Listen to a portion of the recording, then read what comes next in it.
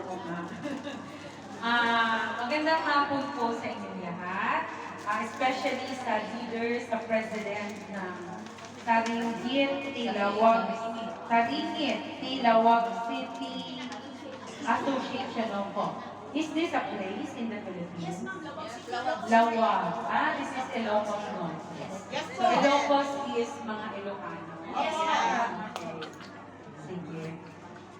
I am very happy to be with you this afternoon. Masyado po masigasig yung inyong presidente mag-text sa atin na ma'am. Nagsisimula na po kami. Ma'am, no? Because you know, Sunday is the busiest day of OWA.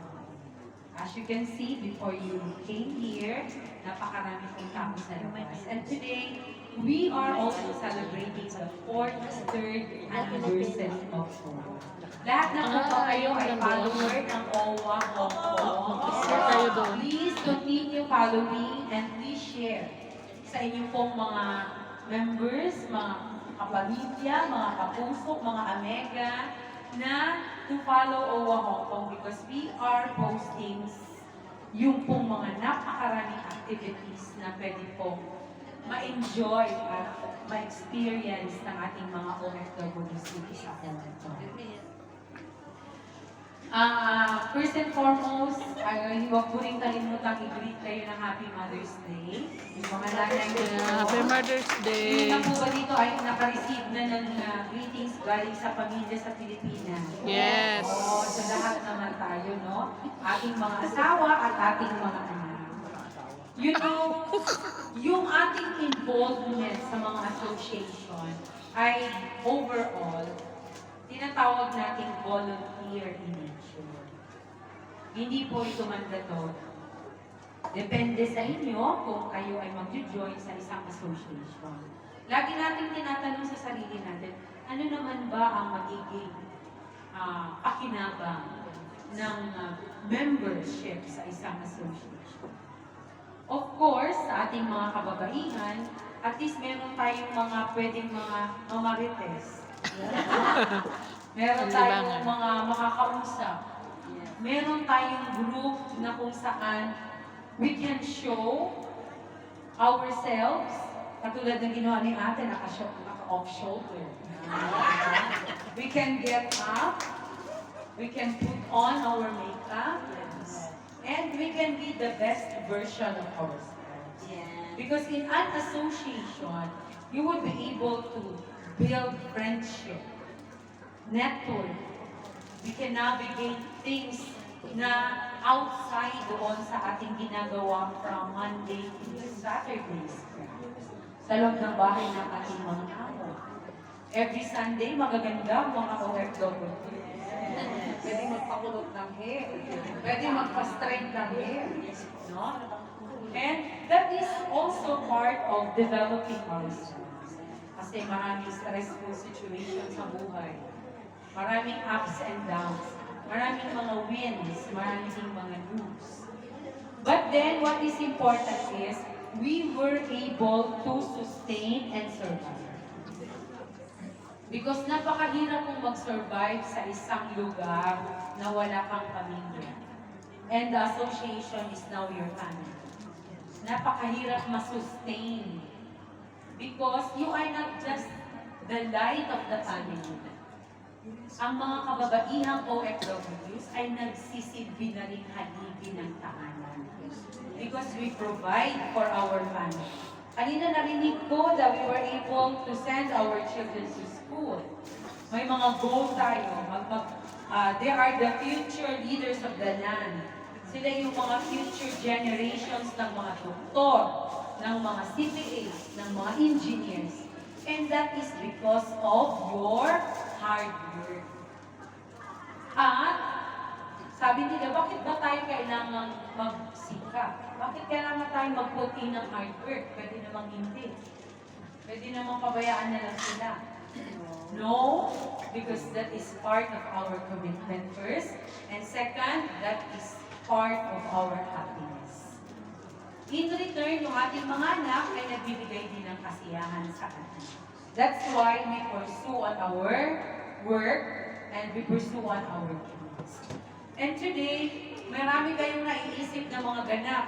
So, meron kayong mga passage, mga best insurbanist dyan. Best mommy, best, may team A, may team B. No?